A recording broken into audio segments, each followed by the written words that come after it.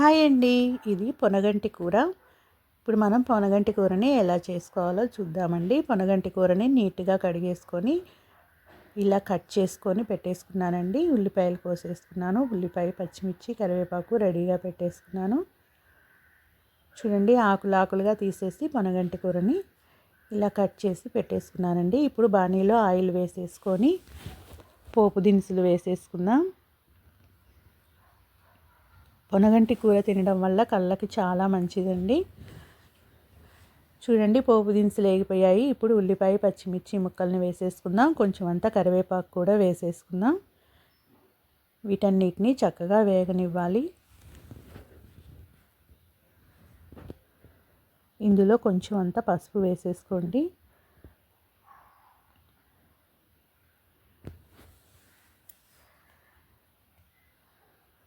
పసుపు వేసిన తర్వాత ఇలా మొత్తం కలిపేసుకుందాం ఒకసారి. దీనికి ఉల్లిపాయ ముక్కలు ఎక్కువగానే కోసుకోవాలండి. ఉల్లిపాయ ముక్కలు ఎక్కువగా ఉంటేనే బాగుంటుంది. చూడండి, ఇప్పుడు ఇందులో పొనగంటి కూరని వేసేసుకుందాం.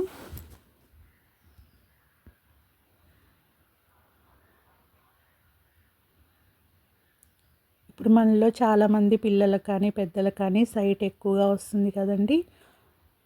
అలాంటి సైట్ ప్రాబ్లం వచ్చిన వాళ్ళకి ఇంకా పెరగకుండా తగ్గిపోవాలంటే వారంలో 2 సార్లైనా ఈ పొనగంటి కూరని వండి పెట్టామంటే సైట్ అనేది చాలా వరకు కంట్రోల్లో ఉంటుందండి. చూడండి, ఇందులో ఒక 5-6 వెల్లుల్లి రెబ్బల్ని కచ్చాపచ్చాగా దంచి వేసేసుకోవాలి.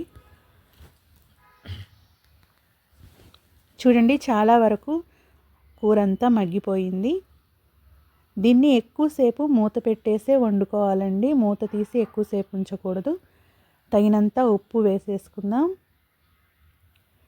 చూడండి, ఉప్పు వేసేసి పూర్తిగా ఇలా కలిసిపోయేలాగా కలిపేసుకోండి.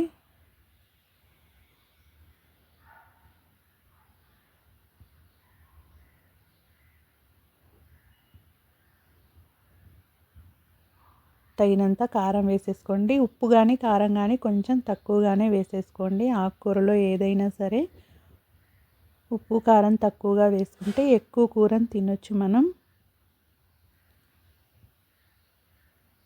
అన్నం తక్కువ కూర ఎక్కువగా తిన్నామంటే ఆకుకూరలు ఏదైనా చాలా మంచిదండి. ఉప్పు కారం లైట్గా వేసేసుకొని మొత్తం కలిసేలాగా ఇలా కలిపేసుకుందామండి.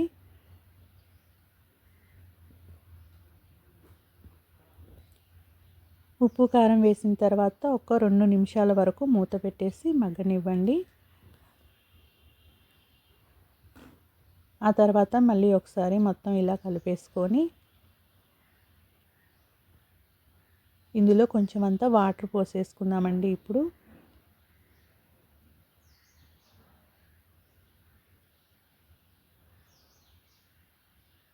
వాటర్ పోసేసుకున్నామంటే ఆకులన్నీ చక్కగా ఉడికిపోయి దగ్గర పడే వరకు ఉడకనిచ్చి వాటర్ అంతా దగ్గర పడే వరకు ఉడకనిస్తే కూర అంతా కూడా చక్కగా ఉడికిపోతుందండి. చూడండి, వాటర్ పోసేసి ఇలా మొత్తం కలిపేసేసి మూత పెట్టేయాలండి.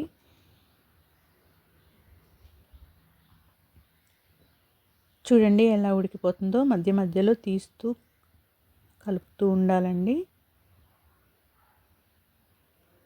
చూడండి, ఇంకొంచెం దగ్గర పడిపోతే మనకి సరిపోతుంది. ఇందులో మనం కొంచెం అంత చింతపండు కూడా వేసుకోవచ్చండి కావాలనుకున్న వాళ్ళు. నేనైతే వేయలేదు. కొంచెం చింతపండు కొంచెం అంత ముక్కను వేసేసుకున్నా కూడా చాలా బాగుంటుంది. ఈ వీడియోలో చూపించిన విధంగా వండారంటే పొనగంటి కూర చాలా బాగుంటుందండి.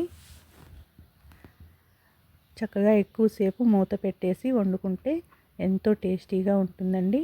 మన హెల్త్కి కూడా చాలా మంచిది.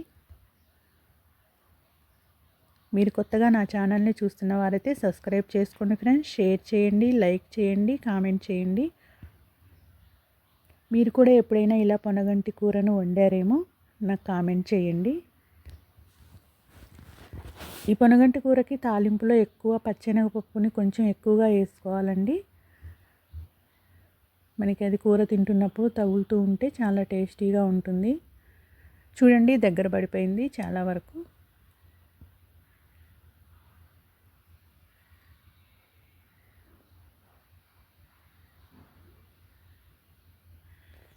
ఆకుకూరలు వండుకోవటం చాలా ఈజీ అండి, చాలా త్వరగా కూడా అయిపోతాయి. చూడండి, స్టవ్ కట్టేసుకున్నాం.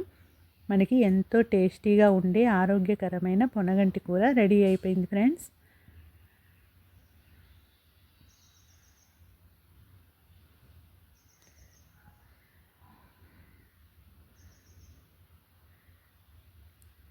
ప్రతిరోజు ఒక ఆకుకూరను తింటే ఏదో ఒకటి కంపల్సరిగా మన భోజనంలో ఒక ఆకుకూర ఉంటే మన ఆరోగ్యానికి ఎంతో మంచిదంటారు.